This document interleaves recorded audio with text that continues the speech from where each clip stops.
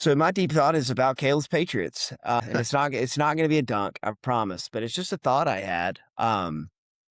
Obviously we know that Tom Brady is the greatest quarterback of all time. Know that. I think we've had a discussion on this podcast because everyone was like, "Is it Brady or is it Belichick? Is it Brady or is it Belichick?" And I think the question was answered once Brady left the building. He won a Super Bowl, and then ever since then, it's just been, saga of bad for Bill Belichick. But then I had another thought today, and it's basically like Robert Kraft might be the best owner in sports history because the fact that he has just been able to spit out good decision after good decision after good decision. He had the Gerard Mayo hire, which is probably the worst decision he's ever made. But I'll tell you, a good tell of a good owner is when you make a decision like that and it doesn't take 4 seasons to correct it. Mm. How long was he the coach? 1 season, 2 seasons, 1 year, and then he's out. They knew he wasn't the answer. He's gone. So I don't really, it's not even really a deep thought, but just when you're looking at those big three of the 6 Super Bowls that the Patriots won, it was Belichick, Brady, and Kraft. Kraft never really got his shine, I feel like. And then when the documentary came out, a lot of people were like, why is Robert Kraft dunking on Bill Belichick? Like yada, yada, yada. Kraft is lucky that he has Brady and Belichick and he's doing this, which I think part of that is fair. Like, why did Kraft make that documentary that was very anti-Belichick? That's a different point, though. The fact of the matter is Robert Kraft has to be one of the best decision makers in football. He got the quarterback right again. He got the head coach right again. And it's just all coincidence that he's besties with Benjamin Netanyahu. The Jalen Polk hater on Instagram is an awesome follow. He is hilarious. It is so funny. Dude, also I want to bring this up. I'm talking about the Patriots. I texted you guys, isn't it so funny that, no Taylor Swift this year. So now the NFL is just latching on to Ann Michael May. I think that's her name. It's like she's the new Taylor Swift this season because, they always have to gravitate towards a woman. They got to get their women fan base going.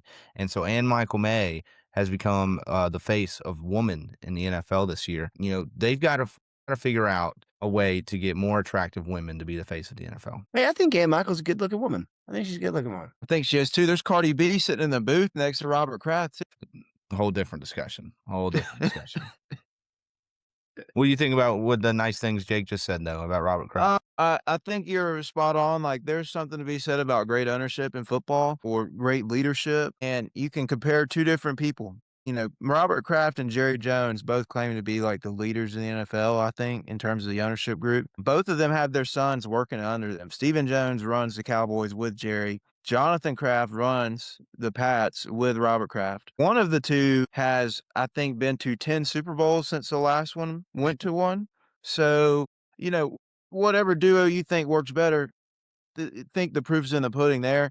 It's definitely a testament to what they're willing to do to go win. I mean, even Robert Kraft said in interviews that firing Gerard Mayo and getting rid of the staff and buying everybody out was the most expensive, detrimental financial expenditure to the franchise since he's owned the team. Because I'm sure Gerard had a 4-year, $65 or $70 million deal or something like that. And you probably had $30 million tied up in the staff and you had to go ahead and forward the check. But when you flip the script and you go 14-3 and go to the Super Bowl, it's all good and well and worth it. And they made the right decisions, not only in the draft, but in free agency.